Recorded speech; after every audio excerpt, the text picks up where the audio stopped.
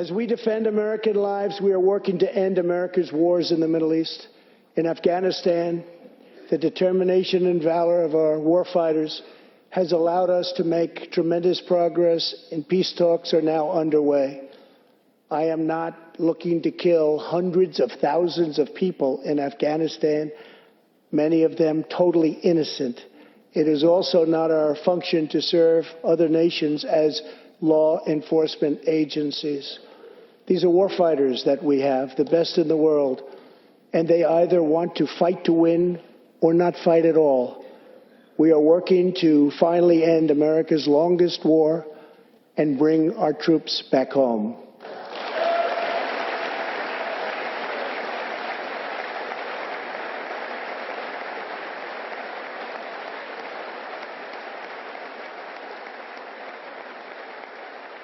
War places a heavy burden on our nation's extraordinary military families, especially spouses like Amy Williams from Fort Bragg, North Carolina, and her two children, 6-year-old Eliana and 3-year-old Rowan.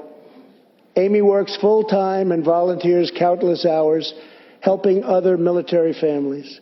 For the past 7 months, she has done it all while her husband, Sergeant First Class Townsend Williams, is in Afghanistan on his 4th deployment in the Middle East. Amy's kids haven't seen their father's face in many months. Amy, your family's sacrifice makes it possible for all of our families to live in safety and in peace, and we want to thank you. Thank you, Amy.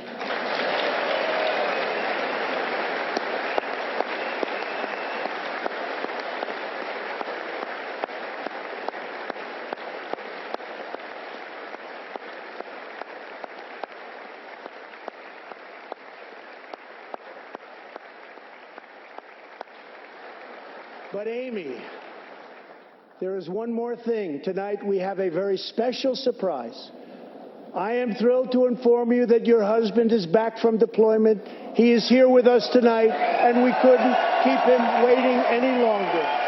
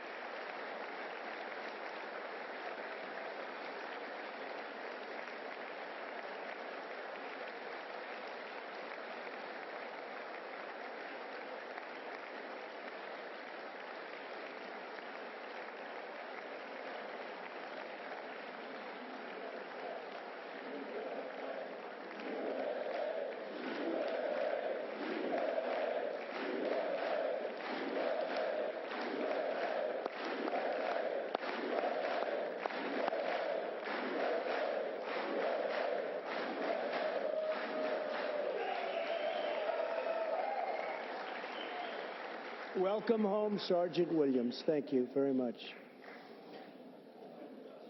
As the world bears witness tonight, America is a land of heroes. This is a place where greatness is born, where destinies are forged, and where legends come to life. This is the home of Thomas Edison and Teddy Roosevelt, of many great generals, including Washington, Pershing, Patton, and MacArthur.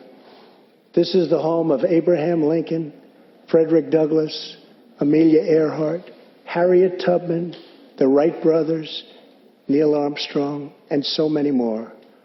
This is the country where children learn names like Wyatt Earp, Davy Crockett, and Annie Oakley.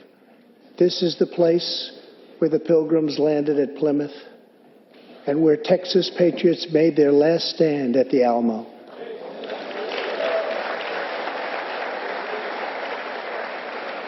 the beautiful, beautiful Alamo. The American nation was carved out of the vast frontier by the toughest, strongest, fiercest, and most determined men and women ever to walk on the face of the earth. Our ancestors braved the unknown, tamed the wilderness, settled the Wild West, lifted millions from poverty, disease, and hunger, vanquished tyranny and fascism, ushered the world to new heights of science and medicine, laid down the railroads, dug out the canals, raised up the skyscrapers, and ladies and gentlemen, our ancestors built the most exceptional republic ever to exist in all of human history, and we are making it greater than ever before.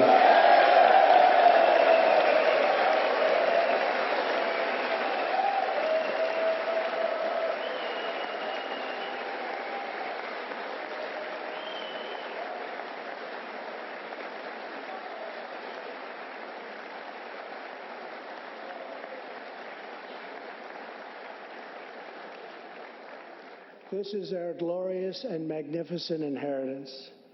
We are Americans. We are pioneers. We are the pathfinders. We settled the new world. We built the modern world. And we changed history forever by embracing the eternal truth that everyone is made equal by the hand of Almighty God.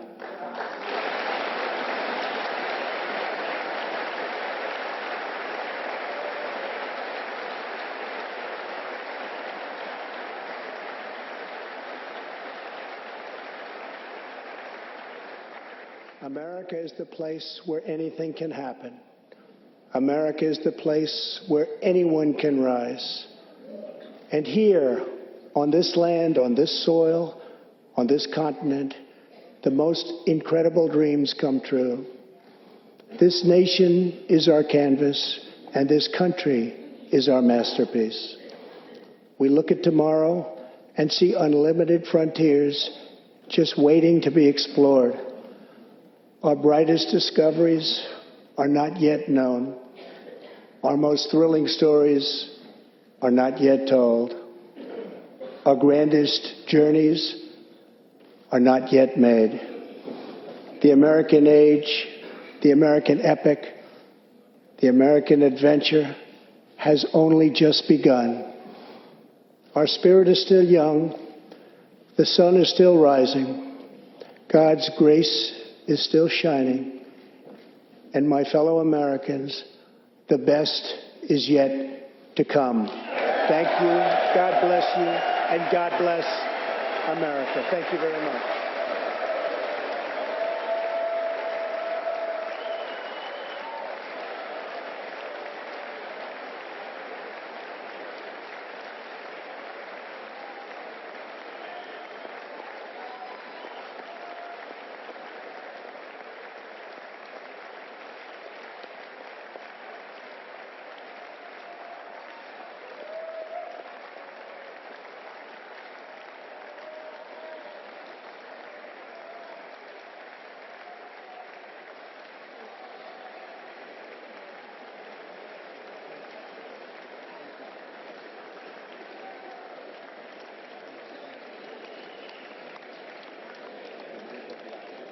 1 hour and 15 minutes on the clock, and there were a lot of moments in this speech, and we'll go through a number of them, including the one you saw at the end there, where Speaker Nancy Pelosi appeared to take the speech in her hand and rip it in half. Wow. There were a few more stunning moments also a moment ago, seeing a service member say hello to his wife and children. Chants of USA up in the gallery. And if you go to the moment that began the night, that will be talked about by many, not just that what we saw by Speaker Pelosi, as the president signs a House member's tie there on the way out. There was a moment in the beginning that happened when President Trump picked up the speech and handed it to Speaker Pelosi. She appeared to reach her hand out to him, but it did not happen. There was no handshake. Now, in about 17 hours, the U.S. Senate's going to vote on 2 articles of impeachment. The president expected to be acquitted on that. He did not even mention the word tonight. What was stunning to this observer was the body language in the chamber. During so many moments, Republicans were sometimes joyous, Democrats clearly expressing their disdain, an obvious political and sometimes personal divide in Washington was clear and evident tonight. For the president, his job was clear: sell the economy. His key lines in the beginning: the years of economic decay are over. This is a blue-collar boom. He sold his trade deals signed with Mexico, China, and Canada, saying, unlike others, we did our job. Now, we are about 9 months from an election with tens of millions watching tonight, and this was a big stage for that campaign to begin for the White House. We will get the Democratic response. Jonathan, East Lansing, Michigan, the governor of Michigan, Gretchen Whitmer, now with the microphone. Gretchen Whitmer, the 49th governor of the great state of Michigan. Tonight, I'm at my daughter Sherry and Sydney's public school, East Lansing High School. We're here today with families and parents, teachers, and most importantly, students. I want to thank you all for coming, but tonight I'm going to talk to those of you who are watching at home. I'd need a lot more than 10 minutes to respond to what the president just said. So instead of talking about what he is saying, I'm going to highlight what Democrats are doing. After all, you can listen to what someone says, but to know the truth, watch what they do. Michiganders are no different from Americans everywhere. We love our families and want a good life today and a better life tomorrow for our kids. We work hard, and we expect our government to work hard for us as well. We have grit and value loyalty, and we still root for the Detroit Lions. We and all Americans might be weary of today's politics, but we must stay engaged. Our country, our democracy, our future demand it. We're capable of great things when we work together. We cannot forget that despite the dishonesty and division of the last few years, and that we heard tonight from the President of the United States, together we have boundless potential. And young Americans are proving that every day by taking action. That's what I want to focus on tonight.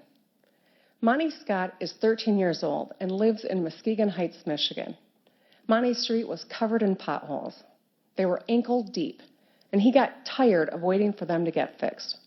So he grabbed a shovel and a bucket of dirt and filled them in himself.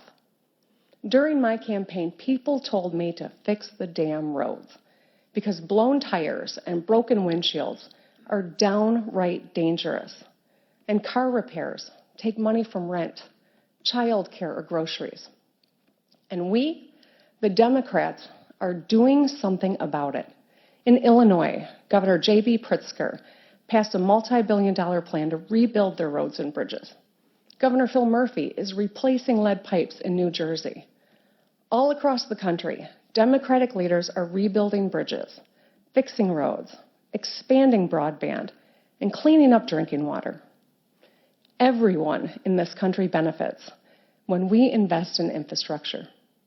Congressional Democrats have presented proposals to keep us moving forward, but President Trump and the Republicans in the Senate are blocking the path. When it comes to infrastructure, Monty has tried to do more with a shovel and a pile of dirt than the Republicans in D.C. have with the Oval Office and the U.S. Senate. Bullying people on Twitter doesn't fix bridges. It burns them. Our energy should be used to solve problems. And it's true for healthcare, too. For me, for so many Americans, healthcare is personal, not political. When I was 30, I became a member of the sandwich generation. That means I was sandwiched between two generations of my own family for whom I was the primary caregiver. I was holding down a new job, caring for my newborn daughter, as well as my mom at the end of her brain cancer battle. I was up all night with a baby, and during the day, I had to fight my mom's insurance company when they wrongly denied her coverage for chemotherapy. It was hard. It exposed the harsh realities of our workplaces, our healthcare system, and our child care system. And it changed me. I lost patience for people who are just talk and no action. So as a state senator, I worked with a Republican governor and legislature to expand healthcare coverage to more than 680,000 Michiganders under the Affordable Care Act. Today, Democrats from Maine to Montana are expanding coverage and lowering costs. In Kansas, Governor Laura Kelly is working across the aisle to bring Medicaid coverage to tens of thousands. In New Mexico, Governor Michelle Lujan Grisham enshrined ACA protections into law. Every Democrat running for president has a plan to expand health care for all Americans.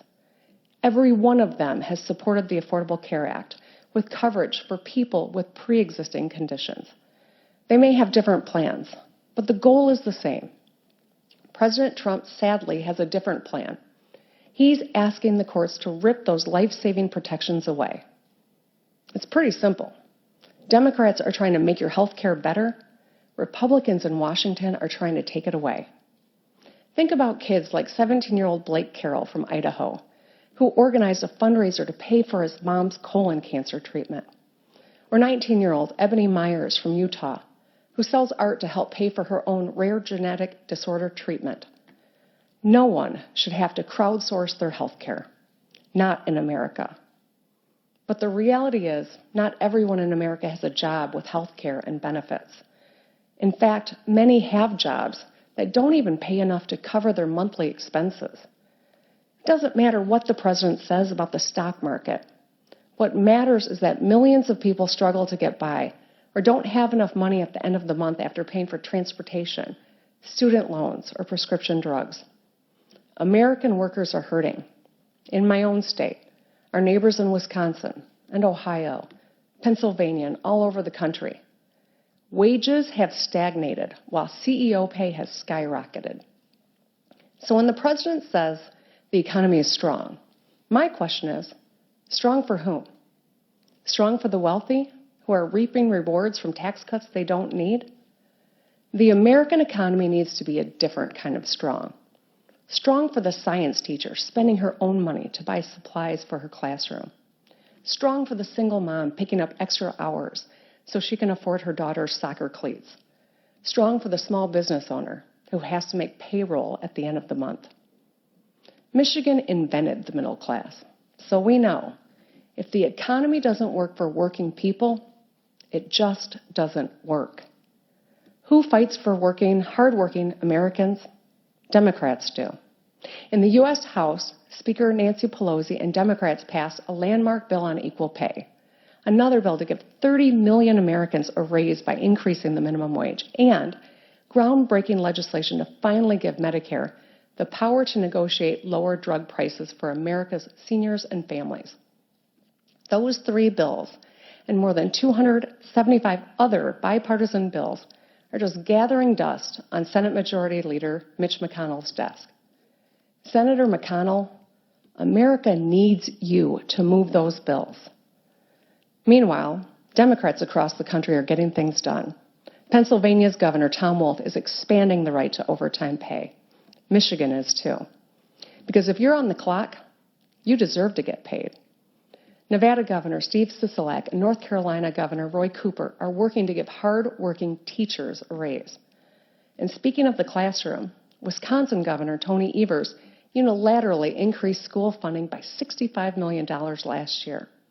In Colorado, Governor Jared Polis has enacted free all-day kindergarten. And in 29 states, we've helped pass minimum wage hikes into law, which will lift people out of poverty and improve lives for families. That's strength. That's action. Democracy takes action. And that's why I'm so inspired by young people. They respond to mass shootings, demanding policies that make schools safer. They react to a world that's literally on fire, with fire in their bellies, to push leaders to finally take action on climate change. They take on a road filled with potholes with a shovel and some dirt. It's what gives me great confidence in our future. And it's why sometimes it feels like they're the adults in the room. But it shouldn't have to be that way. It's not their mess to clean up. It's ours. The choices we make today create their reality tomorrow. Young people, I'm talking to you and your parents and grandparents. Democrats want safe schools. We want everyone to have a path to a good life, whether it's through a union apprenticeship, a community college, a four-year university without drowning in debt. We want your water to be clean. We want you to love who you love and to live authentically as your true selves. And we want women to have autonomy over our bodies. We want our country welcoming, and everyone's vote counted. 2020 is a big year. It's the year my daughter Sherry will graduate from high school. It's also the year she'll cast her first ballot, along with millions of young Americans. The two things are connected, because walking across a graduation stage is as important as walking into the voting booth for the first time. Her future, all our kids' futures, will be determined not just by their dreams, but by our actions. As we witness the impeachment process in Washington, there are some things each of us, no matter our party, should demand. The truth matters. Facts matter. And no one should be above the law. It's not what those senators say. Tomorrow, it's about what they do that matters. Remember, listen to what people say, but watch what they do. It's time for action. Generations of Americans are counting on us. Let's not let them down. Thank you for listening. God bless America. Good night. Michigan Governor Gretchen Whitmer there, the Democratic response from East Lansing, Michigan. She's at a school there where her daughters attend. Clearly, the economy and health care were major themes helping to shape the election that is quickly developing across the country. If you looked at Iowa yesterday and New Hampshire a week from today. On the economy, she's asking strong for whom? That follows President Trump, who just delivered his message in what has been quite an evening here in Washington, D.C. We are now 18 hours away from an impeachment vote in the Senate on Capitol Hill. So stay tuned for your late local news, except on the West Coast. And until then, I'm Bill Hemmer from Fox News in Washington, and we will see you again very soon right here and on cable. This has been a Fox News.